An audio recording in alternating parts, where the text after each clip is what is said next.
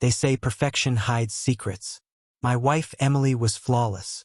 From the way she set the dinner table to the way she arranged every single picture frame in our home, angled just right, never a centimeter out of place.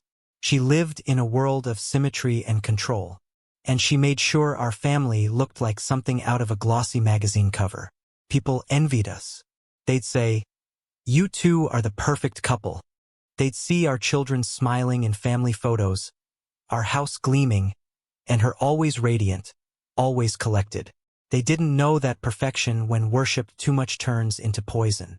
For years, I let myself believe in the illusion. Maybe I wanted to.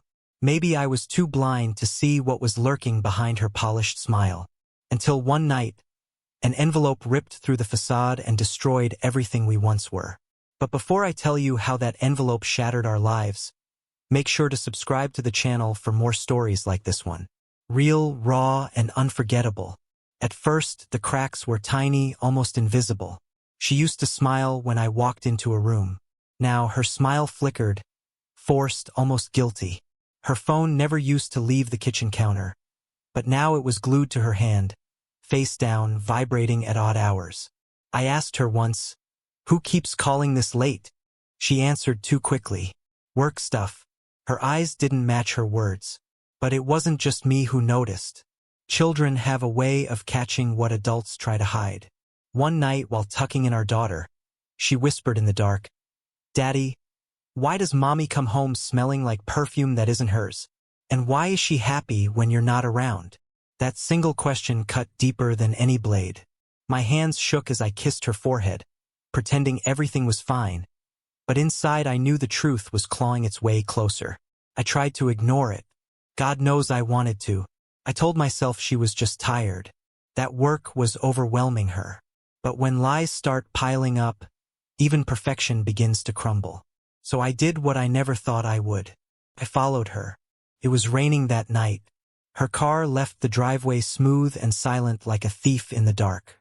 I trailed behind at a distance, every nerve in my body screaming. My chest tightened when she pulled up to a hotel. My heart wanted to stop me, but my hands pushed the door open.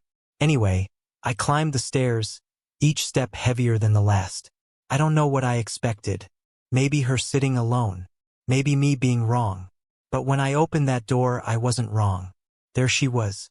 My wife, my Emily, the mother of my children, wrapped in the arms of her boss, his shirt half open, her hair tangled, their lips pressed together with a hunger that had nothing to do with love and everything to do with betrayal.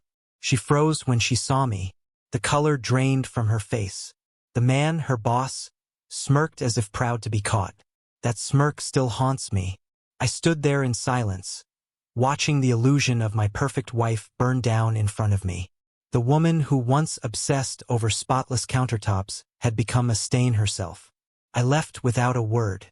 Rage would have been easier, but silence was heavier. That night, my son caught me crying at the kitchen table. His small voice asked, "Daddy, did Mommy hurt you? And how do you answer that? How do you tell your children that the person who kisses them goodnight is the same person stabbing their family in the back?" For days, I collected everything. Photos, receipts, messages.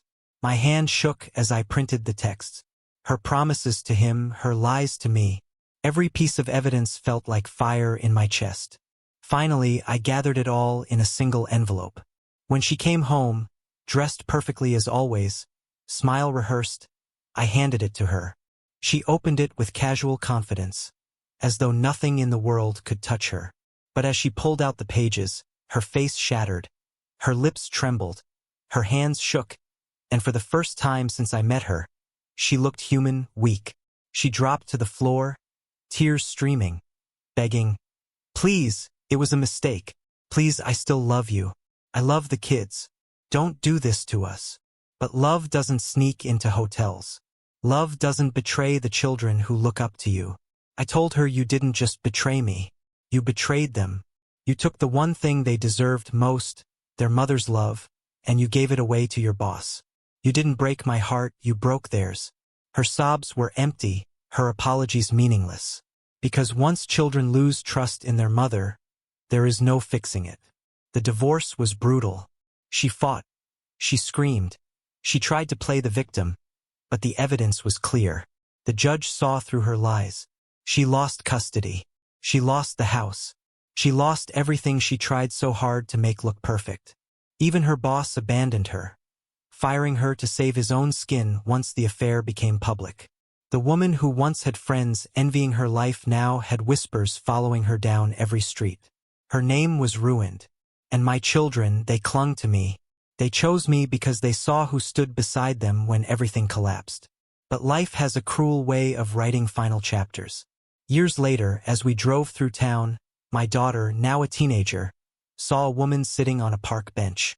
Hair unwashed, clothes wrinkled, eyes hollow. She didn't recognize her at first, but I did. It was Emily. She looked at us as we passed. Our children stared back at her, not with anger, but with pity, and that was worse than hate, because pity means you are nothing but a shadow of what you once were. My son whispered, "That's not Mommy, that's someone else." And in a way, he was right. The perfectionist, the polished wife, the admired mother. That woman was long gone. What sat on that bench was just the ghost of her own choices. I drove on. I didn't stop because some wounds don't deserve to be reopened. So remember this, perfection is a mask. And sometimes when the mask falls, what's underneath is so ugly it can never be unseen. If you were standing at that hotel door watching your wife in another man's arms, what would you have done?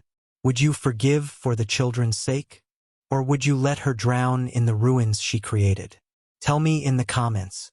And don't forget, subscribe to the channel for more stories that cut deep, twist unexpectedly, and linger in your mind long after they end.